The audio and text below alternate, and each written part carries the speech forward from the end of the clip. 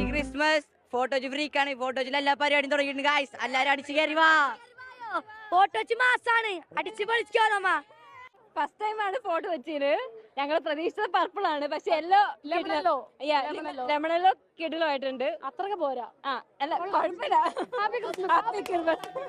22-ാം തീയതി ആഘോഷം സ്റ്റാർട്ട് ചെയ്തിട്ടുണ്ട്. ഇനി മുതൽ 3-ാം തീയതി വരെ ആഘോഷമാണ്. ഇനി എല്ലാവരും പൊളിക്കുക, എല്ലാവരും കൊച്ചിയിലോട്ട് വരിക.